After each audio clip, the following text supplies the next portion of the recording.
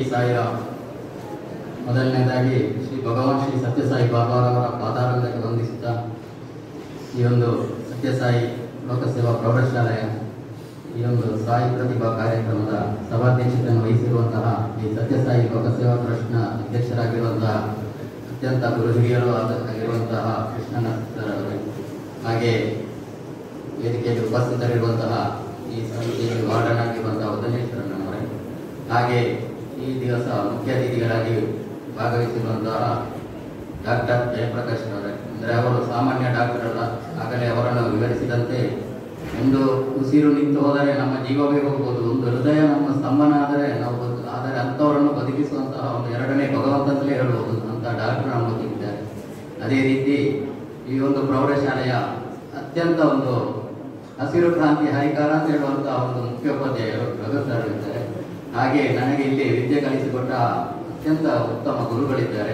ಹಾಗೆ ಸೇರಿರುವ ಪೋಷಕ ಮಿತ್ರರೇ ಹಾಗೂ ಇಲ್ಲಿ ವಿದ್ಯಾರ್ಜನೆಗಳಿಸಿರುವ ವಿದ್ಯಾರ್ಥಿ ಮಕ್ಕಳೇ, ನನಗೆ ಈ ದಿವಸ ಒಂದು ಒಳ್ಳೆಯ ಒಂದು ಸಂತೋಷದ ದಿವಸ ಅಂತ ಹೇಳ್ಬೋದು. ಯಾಕೆಂದ್ರೆ ನಾನು ಕಲಿತ ಈ ಒಂದು ವಿದ್ಯಾಸಂಸ್ಥೆಯಲ್ಲಿ ನಾನೊಬ್ಬ ಇಲ್ಲಿಯ ಈ ಮಕ್ಕಳಿಗೆ ಒಂದು ಪುರಸ್ಕಾರವನ್ನು ಬಹುಮಾನವನ್ನು ಕೊಡುವಂಥ ದಿವಸ ಬಂದಿದೆ. ಅದಲ್ಲದೆ ನಾನು ಈ ಒಂದು ತಿಂಗಳಲ್ಲಿ ಇದು ಎರಡನೇ ಬಾರಿಗೆ ಈ ಸಂಸ್ಥೆಯ ಕಾರ್ಯಕ್ರಮದಲ್ಲಿ ಭಾಗವಹಿಸಿರುವುದು ಇದೊಂದು ನನ್ನ ಪುಣ್ಯ ಅಂತ ಹೇಳಲಿಕ್ಕೆ ಇಷ್ಟಪಡ್ತಿದ್ದೇನೆ.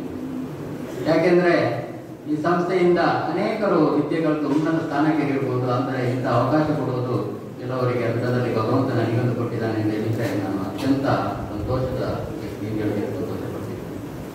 ಹಾಗೆ ನನ್ನನ್ನು ಈ ದಿವಸ ಇಲ್ಲಿ ಆಹ್ವಾನಿಸಿರುವುದು ನಾನೊಂದು ಉನ್ನತ ಶಿಕ್ಷಣ ಪಡೆದ ವ್ಯಕ್ತಿ ಅಂತಲ್ಲ, ಅಥವಾ ಉನ್ನತ ಉದ್ಯೋಗದಲ್ಲಿರುವಂತಹ ಉನ್ನತ ಅಧಿಕಾರಿಯ ಉದ್ಯಮಿಯ ಮೇಲೆ ಅಲ್ಲ, ನಾನೊಂದು ಉನ್ನತ ವಿದ್ಯಾಭ್ಯಾಸ ಕಲಿತ ವ್ಯಕ್ತಿಗಳ, ವಿಜ್ಞಾನಿಗಳ, ಒಳ್ಳೆಯ ಅಧಿಕಾರಿಗಳ ಸಹವಾಸವನ್ನು, ಒಡನಾಟವನ್ನು ಹೊಂದಿರುವ ಒಬ್ಬ ಕೃಷಿಕ ದೇವಿ ಕರೆದಿದ್ದಾರೆ.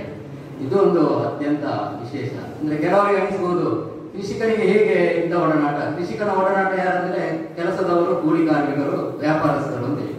ಆದ್ರೆ ನನ್ನೊಂದು ವಿಶೇಷ ಅಂದ್ರೆ ನಾನು ಕೃಷಿ ವಿಜ್ಞಾನಿಗಳು, ವಿಶ್ವವಿದ್ಯಾಲಯದ ಕುಲಪತಿಗಳು, ಈ ಇಲಾಖೆಗಳ ಅಧಿಕಾರಿಗಳ ಜೊತೆ ಒಡನಾಟವನ್ನು, ಸಂಪರ್ಕವನ್ನು ಹೊಂದಿದವ. ಇದು ಹೇಗೆ ಬಂತೆಂದ್ರೆ ಅದು ನನ್ನ ಗುರು ಹಿರಿಯರ ಆಶೀರ್ವಾದ, ನನ್ನ ಹಿರಿಯರು ಮಾಡಿದ ಪುಣ್ಯದ ಫಲ, ಭಗವಂತನ ಕೃಪೆ ಅಂತ ಹೇಳ್ತೇನೆ. ಹಾಗೆ ಈ ದಿವಸ ಇಲ್ಲಿಯ ವಿದ್ಯಾರ್ಥಿಗಳು ನೋಡೋಕೊಂದು ಆನಂದ ಆಗುತ್ತೆ. ಯಾಕೆಂದ್ರೆ ಪ್ರತಿಯೊಬ್ಬರು ಪ್ರತಿಭೆಗಳೇ, ಅದರಲ್ಲೂ ಅರ್ಧಕ್ಕಿಂತ ಹೆಚ್ಚು ಒಂದು ಮುಕ್ಕಾಲು ಅಂಶ ಮಕ್ಕಳೆಲ್ಲ ಇವತ್ತು ಪುರಸ್ಕೃತಗೊಂಡವರೇ. ಇದೊಂದು ವಿಶೇಷವಾಗಿ ಕಾಣ್ತದೆ. ಯಾಕೆಂದ್ರೆ ಅದರಲ್ಲದೆ ಈ ಸಂಸ್ಥೆಯ ಶಾಲೆಯು ಇನ್ನೊಂದು ವಿಶೇಷ ಕಾರ್ಯ ಮಾಡಿದಂದ್ರೆ, ಈ ಶಾಲೆಯಲ್ಲಿ ಕಲಿತು ಬೇರೆ ಶಾಲೆಯಲ್ಲಿ ಕಲಿಯುವ ಅಂದ್ರೆ ಇಲ್ಲಿಯ ಪ್ರತಿಭಾನ್ವಿತಗೊಂಡ ವಿದ್ಯಾರ್ಥಿಗಳನ್ನು ಒಂದು ಕರೆದು ಸನ್ಮಾನಿಸಿದ್ದಾರೆ ಅಂದ್ರೆ ಅದು ನಿಜವಾಗಿ ಒಂದು ಹೆಮ್ಮೆ. ಯಾಕೆಂದ್ರೆ ಅದು ಈ ವಿದ್ಯಾರ್ಥಿಗಳಿಗೆ ಒಂದು ಮಾರ್ಗದರ್ಶನ, ನಾವು ಆ ಸ್ಥಾನಕ್ಕೆ ಇರಬೇಕನ್ನೋ ಒಂದು ಸ್ಫೂರ್ತಿಯ ಜಾಗ ಅಂತ ಹೇಳಿ, ಈ ಒಂದು ಅವಕಾಶ ಅಂತ ಹೇಳ್ಬೋದು. ಆ ರೀತಿ ಈ ಶಾಲೆಯ ವಿದ್ಯಾರ್ಥಿಗಳು ಮಾತ್ರ ಪ್ರತಿಭೆಗಳಲ್ಲ, ಈ ಶಾಲೆಯು ಪುರಸ್ಕೃತ ಶಾಲೆ ಅಂತ ಹೇಳ್ಬೋದು. ಯಾಕೆಂದ್ರೆ ನಾನು ಆಗ ಬಂದಾಗ ಹೆಡ್ ಮಾಸ್ಟರ್ ಆಫೀಸಿಗೆ ಹೋಗಿದ್ದೆ, ಎಲ್ಲಿ ನೋಡಿದರೂ ಅವಾರ್ಡ್ಗಳು, ಪ್ರಶಸ್ತಿ ಪತ್ರಗಳು. ಇದೊಂದು ವಿಶೇಷ. ಯಾಕೆಂದ್ರೆ ಯಾವ ಶಾಲೆಯಲ್ಲಿ ಇರ್ತದೆ ಕಾಣಲಿಕ್ಕೆ ಸಿಗಲಿಕ್ಕೆ ಸಾಧ್ಯ ಇಲ್ಲ. ನಾನು ಕೆಲವು ವರ್ಷಗಳಿಂದ ಈ ಶಾಲೆಗೆ ಬಂದಿದ್ದೆ. ಆಗ ಶಾಲೆ ಆಗಿದೆ, ಈಗ ನೋಡಿದ್ರೆ ಈ ಶಾಲೆ ಸಸ್ಯ ಶ್ಯಾಮಲೆ ಆಗಿದೆ. ಯಾಕೆಂದ್ರೆ ಎಲ್ಲಿ ನೋಡಿದ್ರು ಗಿಡಗಳು, ಹಣ್ಣಿನ ಗಿಡಗಳು, ತರಕಾರಿ ಗಿಡಗಳು, ಅದೇ ರೀತಿ ಹೂವಿನ ಗಿಡಗಳು ಎಲ್ಲ ಕಾಣ್ತಾ ಇದೆ. ಅದೇ ರೀತಿ ಕಳೆದ ಸಲ ಹೆಡ್ ಮಾಸ್ಟರ್ ಹೇಳಿದ್ರು ನನ್ನ ಶಾಲೆಯಲ್ಲಿ ಈ ರೀತಿಯಲ್ಲಿ. ನಾನು ಅದಕ್ಕೆ ಕಳೆದ ಸಲದ ಪಡಿಬಾಗಿಲು ಕಾರ್ಯಕ್ರಮ ಬಂದು ನೇರವಾಗಿ ಇಲ್ಲಿ ಒಬ್ಬನೇ ಬಂದು ಎಲ್ಲ ವೀಕ್ಷಿಸಿ ಫೋಟೋ ಎಲ್ಲ ತಗೊಂಡು ಹೋಗಿದ್ದೆ. ಹಾಗೆ ಇಲ್ಲಿ ಒಂದು ಆರ್ಕಿಡ್ ಹೂವಿತ್ತು, ಅದನ್ನು ನಾನು ಫೋಟೋ ಇಟ್ಟು ನನ್ನ ಸ್ಟೇಟಸ್ ಅಲ್ಲಿ ಆಗಿದೆ. ಹೆಚ್ಚಿನವರು ಕೇಳಿ ಇದು ಎಲ್ಲಿಯ ಹೂವು, ಬಹಳ ಚೆನ್ನಾಗಿದೆ, ಮಡಿಕೇರಿ ಇಲ್ಲ, ಅದು ಇಂಥ ನಾನು ಕಲಿತ ಶಾಲೆ, ಅಲಿಕೆಯ ಶಾಲೆ. ಯಾರು ನಂಬಲಿಲ್ಲ. ಯಾಕೆಂದ್ರೆ ಶಾಲೆಯಲ್ಲಿ ಹೂ ಬೆಳೆಸಿದ್ದು ಆ ಬೆಳೆಸಿದ್ರು ಅದು ಉಳಿದು ಗಚ್ಚ ಅಂಥದ್ರಲ್ಲಿ ಇಲ್ಲಿ ಒಂದು ಇದೆ ಅಂತ ಹೇಳುವಾಗ ಎಲ್ಲರಿಗೂ ಬಹಳ ಸಂತೋಷ ಆಯಿತು. ಅಂತ ಶಾಲೆಯಕ್ಕೆ ನಾನೊಂದು ಬಂದಿರುವುದು ನನಗೆ ಒಂದು ಸಂತೋಷ. ಅಲ್ಲದೆ ಈ ಶಾಲೆಯಲ್ಲಿ ಇನ್ನೊಂದು ವಿಶೇಷ ಅಂದ್ರೆ ಸರ್ ಈ ಕಸವನ್ನು ಎಲ್ಲೆಲ್ಲಿ ಬಿಸಾಡುವುದಿಲ್ಲ, ಒಂದು ಕಸದಿಂದ ರಸ ತೆಗೆಯುವ ಅಂದ್ರೆ ಒಂದು ಕಾಂಪೋಸ್ಟ್ ಗುಂಡಿ ಮಾಡಿ ಅದರ ಗೊಬ್ಬರದಿಂದ ಈ ಗಿಡಗಳನ್ನೆಲ್ಲ ಸಾಗಿಸಲಾಗುತ್ತಿದ್ದಾರೆ. ಅದೊಂದು ಇನ್ನೊಂದು ವಿಶೇಷ. ಈ ರೀತಿಯಾಗಿ ಒಂದು ಮಾದರಿ ಶಾಲೆಯಲ್ಲಿ ಕಲಿತು ನಾನು ಒಂದು ವ್ಯಕ್ತಿತ್ವವನ್ನು ಪಡೆದಿದ್ದೇನೆ. ನಿಮಗೂ ಇದೊಂದು ಸುವರ್ಣ ಅವಕಾಶ ಅಂತ ಹೇಳ್ಬೋದು. ಹಾಗೆ ನಾನು ಈ ಶಾಲೆಯ ಕಲಿಕೆ, ಈ ಪ್ರೌಢಶಾಲೆ ಮುಗಿದ ಮೇಲೆ ನನ್ನ ಊರಿನ ಸುಳ್ಯದಲ್ಲಿ ವಿದ್ಯಾಭ್ಯಾಸ ಕಲಿತು ಆಮೇಲೆ ನಾನು ಕ್ರಮೇಣ ಕೃಷಿಗೆ ತೊಡಗಿಸಿಕೊಂಡವನು. ಅಂದ್ರೆ ನಮ್ಮ ಹಿರಿಯರ ಕಾಲದಿಂದ ಬಂದ ಕೃಷಿ, ಅದನ್ನು ಮುಂದುವರಿಸುವ ಆಸಕ್ತಿ, ಅದರಲ್ಲಿ ತೊಡಗಿಸಿದವನು. ಆದ್ರೆ ನಾನು ಅದರಿಂದ ಮುಂದುವರಿಯುವುದು ಹೇಗೆ, ಕೃಷಿ ಇದ್ದರೆ ಕೃಷಿಕರನ್ನು ಕೇಳುವವರಿಗೂ ಹೇಳುವವರಿಲ್ಲ, ಆದ್ರೆ ಅದರಲ್ಲಿ ಒಂದು ಸಾಧನೆ ಮಾಡಬೇಕು ಅಂತ ಹೇಳುವ ಉದ್ದೇಶದಿಂದ ನಾನು ಸತತ ಪ್ರಯತ್ನ ಅಂದರೆ ನನ್ನ ಸ್ವಂತ ದುಡಿಮೆ ನಾನು ಇನ್ವಾಲ್ವ್ಮೆಂಟ್ ಆಗಿಕೊಂಡು ಅದನ್ನು ಮುಂದುವರಿಸ್ತೇನೆ. ಆ ಸಂದರ್ಭದಲ್ಲಿ ಎಷ್ಟೋ ಜನ ನಮ್ಮ ಮನೆಗೆ ಬರ್ತಾರೆ. ಆಗ ನನ್ನ ಕೆಲಸ ಏನಂದ್ರೆ ಗೊಬ್ಬರ ಇದ್ರೆ ಗೊಬ್ಬರ ಹೊರೋದು, ಸುಡುಮಣ್ಣವರು ಎಲ್ಲ ಕೆಲಸ ನಾನೇ ವಿಷಯ. ಎಷ್ಟೋ ಜನ வந்து ನನ್ನೊಟ್ಟಿಗೆ ಮನೆಯವರಿಲ್ವ ನವೀನ್ರಿಲ್ಲ ಅಂದ್ರೆ ನನ್ನೊಟ್ಟಿಗೆ ಕೇಳಿದ್ರು, ನಾನು ಇದ್ದರೆ ಒಳಗೆ ಹೇಳಿ ಹಿಂದೆ ಹೋಗಿ ಸ್ನಾನ ಮಾಡಿ ಹೋಗಿ ಮಾತಾಡ್ಸಿ ಹೋಗ್ತಿದ್ದೆ. ಆ ರೀತಿಯಾಗಿ ಇನ್ವಾಲ್ವ್ಮೆಂಟ್ ಮಾಡಿಕೊಂಡಿದ್ದು. ಆಮೇಲೆ ಅದಕ್ಕೆ ದೈವಾನುಗ್ರಹಗಳು ಸೇರಿ ನನಗೆ ಅದರಿಂದ ಪ್ರಶಸ್ತಿಗಳು ಬಂತು. ಹಾಗೆ ಸಾಮಾನ್ಯ ನಾನು ಅನೇಕ ಜಿಲ್ಲಾ ಪ್ರಶಸ್ತಿಗಳನ್ನು, ರಾಜ್ಯ ಪ್ರಶಸ್ತಿಗಳನ್ನು ಪಡೆದು ಇಂದು ನಿಮ್ಮೆದುರು ಬಂದು ನಿಲ್ಲುವಂತಾಗಿದೆ. ಅದೇ ಅಲ್ಲದೆ ನಾನೊಂದು ವಿಶಿಷ್ಟವಾದ ಒಂದು ಸೇವೀರ್ನ ಮುತ್ತು ಕೃಷಿಯನ್ನು ಪ್ರಾರಂಭಿಸಿ, ಅದು ಸಾಮಾನ್ಯ ಈ ಕರಾವಳಿ ಜಿಲ್ಲೆಯಲ್ಲಿ ನಾನು ಪ್ರಥಮ ಕೃಷಿಕನಾಗಿ, ಅಂತೂ ಕರ್ನಾಟಕದಲ್ಲಿ ಅತಿ ವಿರಳ ಮಾಡಿದ ಕೃಷಿಯಲ್ಲಿ ನಾನೊಬ್ಬನಾಗಿದ್ದೆ. ಈಗ ಯಾವ ಇಲಾಖೆಗಳಲ್ಲಿ, ಸಂಶೋಧನಾ ಕೇಂದ್ರಗಳಲ್ಲಿ ಯಾರಾದ್ರೂ ಮುತ್ತು ಕೃಷಿ ಕೇಳಿದ್ರೆ ಅಲ್ಲಿ ಅಧಿಕಾರಿಗಳು ನನ್ನ ಮನೆಗೆ ಕಳಿಸ್ತಾರೆ. ಆ ರೀತಿಯಾಗಿ ಅದರಲ್ಲಿ ಒಂದು ನಾನು ಸಾಧನೆಯನ್ನು ಗೈದಿದ್ದು ಅಂತ ಹೇಳ್ತಿದ್ದೇನೆ. ಅಲ್ಲದೆ ನಾನು ಅನೇಕ ಸಂಸ್ಥೆಗಳಲ್ಲಿ ಜವಾಬ್ದಾರಿಯನ್ನು ಹೊಂದಿರೋದು. ಅಂದರೆ ನಾನು ಈ ಕರ್ನಾಟಕ ಕೃಷಿ ಇಲಾಖೆಯ ರಾಜ್ಯ ಮಟ್ಟದ ಸಲಹಾ ಸಮಿತಿ ಸದಸ್ಯ, ಅಂದರೆ state farmers advice committee member. ಯಾಕೆಂದ್ರೆ ಈ ಜಿಲ್ಲೆಯಲ್ಲಿ ನನ್ನಿಂದ 100 ಪಟ್ಟು ಹೆಚ್ಚಿನ ಕೃಷಿಕರು ಇರ್ಬೋದು.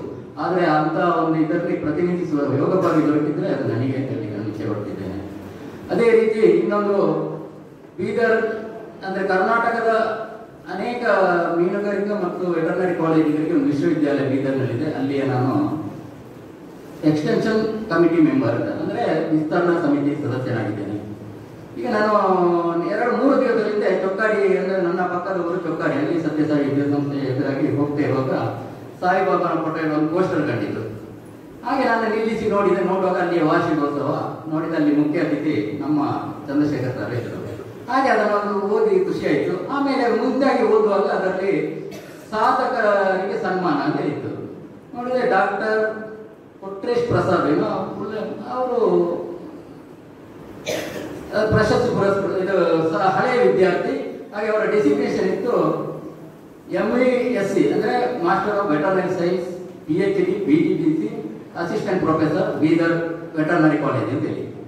ನಾನು 2 ನಿಮಿಷ ಅಲ್ಲಿ ನಿಂತು ಓದಿ ಹೇಳಿ, ಯಾಕೆಂದ್ರೆ ನಾನು ಹೋಗುತ್ತಿರುವ ಅದೇ ಯೂನಿವರ್ಸಿಟಿಯಲ್ಲಿ ಇವರನ್ನು ಲೆಕ್ಚರ್ ಭಾರಿ ವಿಷಯ ಇತ್ತು. ಆಮೇಲೆ ನಾನೊಂದು ಯೋಚನೆ ಮಾಡಿದೆ, ಇವರು ಇಷ್ಟು ಕ್ವಾಲಿಫಿಕೇಶನ್ ಪಡೆದಲ್ಲಿ ಒಂದು ಪ್ರೊಫೆಸರ್, ನಾನು ಯಾವುದೇ ಕ್ವಾಲಿಫಿಕೇಶನ್, ನನ್ನ ಡೆಸಿಗ್ನೇಷನ್ ಇರೋದು ಪ್ರಗತಿಪರ ಕೃಷಿಕ ಅಷ್ಟೇ. ಆದರೆ ನಾನು ಅಂತ ವಿಶ್ವವಿದ್ಯಾಲಯದಲ್ಲಿ ಅಲ್ಲಿ ಬೀದರ್ ವಿಶ್ವವಿದ್ಯಾಲಯದ ಕ್ಯಾಂಪಸ್ ಒಳಗಡೆ ವೆಟರ್ನರಿ ಕಾಲೇಜ್ ಇದೆ. ಆದರೆ ನಾನು ಆ ವಿಶ್ವವಿದ್ಯಾಲಯದ ಮೀಟಿಂಗ್ ಹೋದರೆ ಈ ವೆಟರ್ನರಿ ಕಾಲೇಜಿನ ಡೀನ್ ಅದು ಅಲ್ಲದೆ ರಾಜ್ಯದ ಬೇರೆ ಬೇರೆ ಕಾಲೇಜುಗಳ ಡೀನ್ಗಳು ನನ್ನೊಟ್ಟಿಗೆ ನಾನು ಅವರ ಜೊತೆ ಮೀಟಿಂಗ್ ಇದ್ದು ಕುಲಪತಿಗಳ ಸಮೇತ ನಾವು ಚರ್ಚಿಸುವಂತಹ ಒಂದು ಸನ್ನಿವೇಶ ಇರುತ್ತದೆ ಪ್ರತಿ ವರ್ಷದಲ್ಲಿ 2 ವರ್ಷಗಳು. ನನಗೆ ಆಶ್ಚರ್ಯ ಆಯಿತು, ಇಷ್ಟು ಕಲ್ತವರಿಗೂ ಆ ವೇದಿಕೆಗೆ ಕೂತವರಿಗೆ ಅವಕಾಶ, ಸಭೆಗೆ ಕೂತು ಅವಕಾಶ ಇದೆಯೋ ಗೊತ್ತಿಲ್ಲ, ಅದು ನನಗೊಂದು ಅಂತ ಯೋಗ ಬಗ್ಗೆ ಬಂದಿದೆ ಅಂತ ಹೇಳಿದೆ. ಅದು ಒಂದು ನನ್ನ ಒಂದು ಸಾರ್ಥಕದ ಜೀವನ ಅಂತ ಹೇಳಲಿಕ್ಕೆ ನಾನು ಇಚ್ಛೆ ಪಡ್ತೇನೆ. ಅದು ಅಲ್ಲದೆ ನಾನು ಇಲ್ಲಿಯ ಮಂಗಳೂರು ಕೃಷಿ ವಿಜ್ಞಾನ ಕೇಂದ್ರದಲ್ಲಿ ವೈಜ್ಞಾನಿಕ ಸಲಹಾ ಸಮಿತಿ ಸದಸ್ಯನಾಗಿದ್ದೇನೆ. ಹಾಗೆ ನಾನು ಮೊನ್ನೆಯ ಕಾರ್ಯಕ್ರಮದಲ್ಲಿ ಸನ್ಮಾನ ಅದನ್ನು ನಾನು ನನ್ನ ಸ್ಟೇಟಸ್ ಅಲ್ಲಿ ಹಾಕಿದ್ದೇನೆ. ನಾನು ಕಲಿತ ಅರಿಕೆ ವಿದ್ಯಾಸಂಸ್ಥೆಯಿಂದ ನನಗೊಂದು ಗೌರವ ಸನ್ಮಾನ ಅಂತ ಹೇಳಿ. ಅದನ್ನು ಕೃಷಿ ವಿಜ್ಞಾನ ಕೇಂದ್ರದ ಮುಖ್ಯಸ್ಥರು ಟಿ ರಮೇಶ್ ಅಂತಿದ್ದಾರೆ. ಅವರು ಮೂಲತಃ ಮೈಸೂರು ಸ್ವಲ್ಪ ಮುಂದೆ ತಲಕಾಡಿನವರು. ಅವರು ಅದನ್ನು ನೋಡಿ, ನೀವು ಅಡಿಕೆಯಲ್ಲಿ ಓದಿದವರು ಅಂತ ಹೇಳಿದ್ರು. ಯಾಕೆ ಸರ್ ಅಂತಲ್ಲ, ನನಗೆ ಅಂತ ಶಾಲೆಯಲ್ಲಿ ಓದುವ ಪುಣ್ಯವಾಗಿ ಸಿಗ್ಲಿಲ್ಲ, ನಾನು ಅಲ್ಲಿ ಓದಿದ್ರೆ ಎಲ್ಲಿಗೋ ತಲುಪುತ್ತಿದ್ದೆ ಅಂತ ಹೇಳಿದರು. ನನಗೆ ಬಹಳ ಖುಷಿ ಆಯ್ತು. ನಾನಂತ ಅಲ್ಲದೆ ಅವರು ಒಂದು ನಮಗೆ ಗೊತ್ತಿದ್ದವರು GKVK ಒಬ್ಬರು ವಿಜ್ಞಾನಿಯಲ್ಲಿ ಇದೇ ಅಡಿಕೆಯಲ್ಲಿ ಕಲ್ತು ಮಲ್ಲಿಕಾರ್ಜುನ್ ಅಂತ ಹೇಳಿದ್ದಾರೆ, ನಿಮಗೆ ಅವರನ್ನು ಕನೆಕ್ಟ್ ಮಾಡಿಕೊಡ್ತೀನಿ, ಅವರ ನಂಬರ್ ಬಿಟ್ಟು ಕಾಂಟ್ಯಾಕ್ಟ್ ಮಾಡಿ. ಹಾಗೆ ಎಲ್ಲಿಂದ ಎಲ್ಲಿಗೆ ಅಡಿಕೆ ಸಂಬಂಧ ಬೆಳೀತಿದೆ ಅಂತ ಹೇಳಲಿಕ್ಕೆ ಆಗುದಿಲ್ಲ. ನಾನು ಇದರಿಂದಾಗಿಯೇ ಮೇಲೆ ಬಂದೆ ಹೊರತು ನಾನು ಏನು ಮಾಡಿದ ಸಾಧನೆಯಿಂದ ನನಗೆ ಕಾಣ್ತಾ ಇಲ್ಲ. ಈ ರೀತಿಯಾಗಿ ಯಾರದೇ ಉದ್ಯೋಗದಲ್ಲಿ ಇರಲಿ, ಆ ಯುಕ್ತಿಯನ್ನು ನಿಷ್ಠೆಯಿಂದ ಮಾಡಿದರೆ ಖಂಡಿತ ಮೇಲ್ಮಟ್ಟಕ್ಕೆ ಬರ್ಬೋದು ಅಂತ ಹೇಳಿ ನಾನು ನಿಮಗೊಂದು ಮಾತು ಹೇಳ್ತಿದ್ದೇನೆ. ಅದೇ ರೀತಿ ಈ ಒಂದು ವಿದ್ಯಾಸಂಸ್ಥೆಯಲ್ಲಿ ಏನು ನಾನು 30 ವರ್ಷಗಳ ಹಿಂದೆ ಏನು ಕಂಡೆ, ಅದು ಆ ಒಂದು ಸರಳತೆ, ಶಿಸ್ತು, ಸ್ವಚ್ಛತೆ ಇನ್ನೂ ಅದೇ ಮುಂದುವರಿದು ಬಂದಿದೆ. ಇದೊಂದು ವಿಶೇಷ. ಯಾಕೆಂದ್ರೆ ಇಲ್ಲಿನ ಕಟ್ಟಡಗಳೆಲ್ಲ ಆಧುನಿಕ ಬಂದರೂ ಇಲ್ಲಿಯ ಶಿಸ್ತು, ಇಲ್ಲಿಯ ನಿಯಮ ಯಾವುದು ಬದಲಾಗಲಿಲ್ಲ. ಇದಕ್ಕೆ ಇಲ್ಲಿಯ ಈ ಆಡಳಿತ ಸಮಿತಿಯವರು, ಇಲ್ಲಿಯ ಅಧ್ಯಾಪಕರು ಮುಖ್ಯ ಕಾರಣ ಅಂತ ಹೇಳಲಿಕ್ಕೆ ಇಚ್ಛೆ ಪಡ್ತಿದ್ದೇನೆ. ಹಾಗೆಯೇ ಇಲ್ಲಿ ನನ್ನ ಒಂದು ಅತ್ಯಂತ ಗೌರವಾನ್ವಿತ ಗುರುಗಳಾದ ರತ್ನಾಕರ್ ಸರ್ ಇದ್ದಾರೆ. ನಾನು ಅವರನ್ನು ಕಂಡಿದ್ದೇನೆ. ನಾನು ಕಲಿತ 3 ವರ್ಷದಲ್ಲಿ ಆ ಸಮಯದಲ್ಲಿ ಅರ್ಥ ಆಗದಿದ್ರೆ ಪೆಟ್ಟು ಕೊಟ್ಟು ಅರ್ಥ ಮಾಡುವಂತ ಕಾಲ. ಆದ್ರೆ ಅವರು 3 ವರ್ಷದಲ್ಲಿ ಒಬ್ಬನಿಗೆ ನಾನು ಪೆಟ್ಟು ಕೊಟ್ಟು ಕಲಿಸಿದ ನೋಡಿ, ಬರೀ ಮಾತಿನಿಂದಲೇ ಕಲಿಸಿ ವಿದ್ಯಾವಂತರ ಮಾಡಿಸಿದಂತ ಒಂದು ಶ್ರೇಷ್ಠ ಗುರುಗಳಿದ್ದಾರೆ ಇಲ್ಲಿ. ಅದೇ ರೀತಿ ಇನ್ನೊಬ್ಬರು ನಮ್ಮ ಸುಲಭಟ್ ಸರ್ ಅವರು ನಾವು ವಿದ್ಯೆ ಕಲಿಸಿದ ಹೊತ್ತಿಗೆ ಬಿಡುವಿನ ಹೊತ್ತಿನಲ್ಲಿ ಅವರು ಜೈಲು ಪೆಟ್ಟಿಗೆಲ್ಲ ಮಾಡಿ ಅದನ್ನೊಂದು ಸಾಕ್ತಿದ್ರು. ನಾನು ಅದೇ ಒಂದು ತಾಲೂಕಿನಲ್ಲಿ ಈಗ ನನ್ನ ಸಮಗ್ರ ಕೃಷಿಯಲ್ಲಿ ನಾನು ಒಂದು 50 ಜೇನು ಪೆಟ್ಟಿಗೆಯನ್ನು ಹೊಂದಿ ಅದರಿಂದಲೂ ಒಂದು ಕೃಷಿಯನ್ನು ಮಾಡ್ತಿದ್ದೇನೆ. ಈ ರೀತಿ ಇದೊಂದು ಪ್ರೇರಣಾ ಕ್ಷೇತ್ರವಾಗಿ ಸಲಿಕೆ ಹುಟ್ಟಿದೆ. ಯಾಕೆಂದ್ರೆ ಇಲ್ಲಿ ದೊರೆಯುವ ವಿದ್ಯೆ ಎಷ್ಟು ದುಡ್ಡು ಕೊಟ್ಟರು ಇನ್ನೊಂದರಲ್ಲಿ ಸಿಗ್ಲಿಕ್ಕಿಲ್ಲ. ಯಾಕೆಂದ್ರೆ ನನ್ನ ಮಗ ಇಲ್ಲಿಯ ಸಮೀಪದ ಮುಡಿಪಲ್ಲಿ ನವೋದಯ ವಿದ್ಯಾಲಯದಲ್ಲಿ SLC ಕಲಿತಿದ್ದಾನೆ. ಆಗ ಸಾಮಾನ್ಯ 6 ತಿಂಗಳಿಂದ ಬೇರೆ ಬೇರೆ ಕಾಲೇಜಿಂದ ಜಿಲ್ಲೆ ಕಾಲೇಜಿಂದ ಫೋನ್ ಬರ್ತಾ ಇದೆ, PUCಗೆ ನಮ್ಮಲ್ಲಿ ಸೇರಿಸಿ ಕೋಚಿಂಗ್ ಎಲ್ಲ ಒಳ್ಳೆಯದು ಸೇರಿಸಿ. ಹಾಗೆ ನಾನು ಕೆಲವು ಪೇರೆಂಟ್ಸ್ ಹಾಗೆ ಬೇರೆ ಬೇರೆ ಕಾಲೇಜಿಗೆಲ್ಲ ಹೋದೆವು. ಅಲ್ಲಿ ಎಲ್ಲವಾಗಿ ಎಲ್ಲ ಫೀಸ್ ಲೆಕ್ಕ ಮಾಡಿದ್ರೆ ರಾಶಿ 33 ಲಕ್ಷ ರೂಪಾಯಿ ವರ್ಷಕ್ಕೆ. ನಾನು ಬಂದೆ ವರ್ಷದಲ್ಲಿ 12 ತಿಂಗಳಲ್ಲಿ 10 ತಿಂಗಳು ಕ್ಲಾಸ್ ಲೆಕ್ಕ ಹಾಕಿದೆ. ಒಂದು ತಿಂಗಳಿಗೆ 30,000 ರೂಪಾಯಿಯಷ್ಟು ನಾವು ಕಲಿತು ಇದಕ್ಕೆ ವಿದ್ಯೆಗೆ ಬೇಕು ಕೊಡಬೇಕಾಗ್ತದೆ. ನಾನು ಇಲ್ಲಿ ಬಾಳಗುಡಿರದಲ್ಲಿರುವಾಗ ನನಗೆ ತಿಂಗಳಿಗೆ ಈ ಮಕ್ಕಳು ನೀವೆಲ್ಲ ಹೆಚ್ಚಿನ ಮಾರ್ಕ್ ಪಡೆದು ಇಲ್ಲಿಯೇ PUC ವಿದ್ಯಾಭ್ಯಾಸವನ್ನು ಮುಂದುವರಿಸಬೇಕು ಅಂತ ನನ್ನ ಒಂದು ವಿನಂತಿ.